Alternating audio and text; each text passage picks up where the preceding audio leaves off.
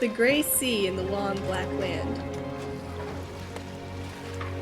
and the yellow half-moon large and low, and the startled little waves that leap in fiery ringlets from their sleep. As I gain the cove with pushing prow,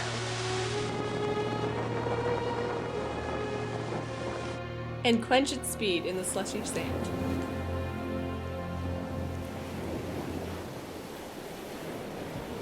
Then a mild, warm, sea-scented beach.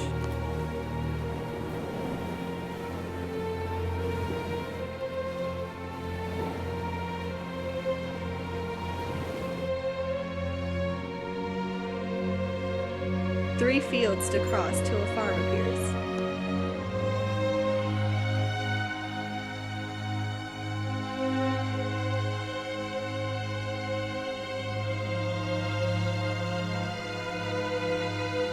A tap at the pane, quick sharp scratch, and blue spurt of a lighted match, and a voice less loud through its joys and fears, than the two hearts beating each to each.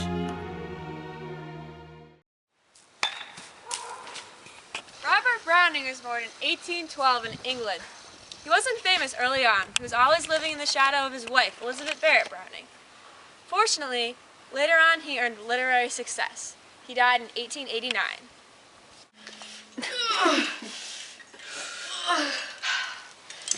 Robert Browning wrote Meeting at Night during the Victorian Age, during which it was unacceptable to even say the word leg to the opposite sex. Browning was actually rebelling against society by using metaphors to mask a sexual encounter by using an innocent love story. So this poem actually resembles Browning's real life, doesn't it? Yeah, because I think he actually had a secret relationship with his wife before they got married.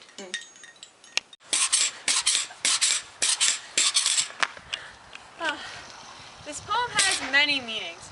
At a first glance, it sounds like a man who travels far to meet his lover. A deeper look reveals many hidden messages. This poem shows the fight for love. The first stanza starts out with a sense of loneliness, and the second stanza ends up with the two lovers together at last. Throughout the poem, several struggles are shown to demonstrate how hard it is to get to love and how hard it is to feel passion. The brevity of the poem shows urgency and excitement. The gray sea and the long black land represent loneliness and the unfulfilled part of a relationship in the beginning. Also, the dark color coming from the black land represents the secrecy and dangers that comes with a secret affair.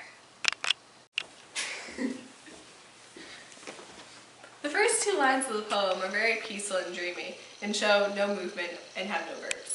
Suddenly, the next four lines become very energetic with things like startled little waves, leap, and quench. Pushing prowl. So the first two lines in the second stanza represent the patience and effort needed to make a relationship work. So it shows that a whole mile needs to be walked on the beach and then 3 fields need to be crossed before the lovers can meet. Every line in the poem connects with the landscape, except for the last two, because it shows that the couple is finally just focused on each other and doesn't care about the outside world anymore.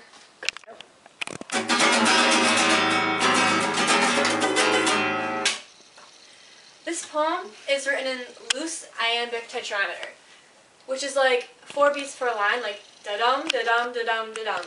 But it's very loose, so none of the lines are perfect, although a couple come close.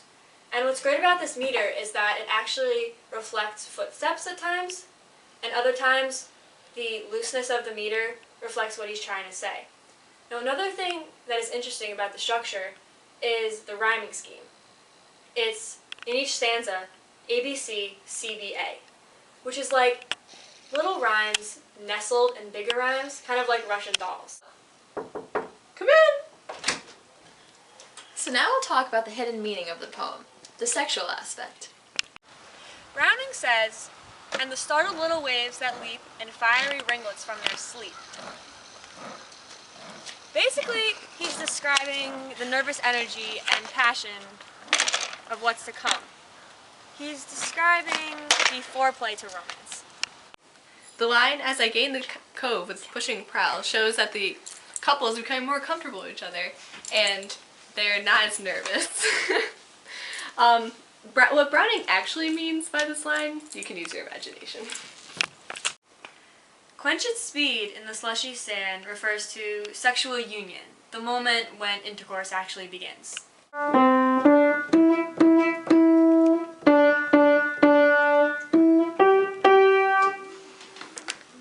The blue spurt of the lighted match represents the climax of sexual intercourse. So what did you guys think of this poem? What did I think of the poem? What did you think of the poem? Well, I really liked the idea that he was looking forward to what was to come. So everything that the narrator was viewing was kind of viewed in a sexual way. I thought that was really cool. Anisha? Well, I thought that I liked how the two interpretations, so like the sexual interpretation and the innocent interpretation, they came together at the last line with the two hearts beating each to each. Yep. Well, that's all for now, folks! Oh, sorry, go.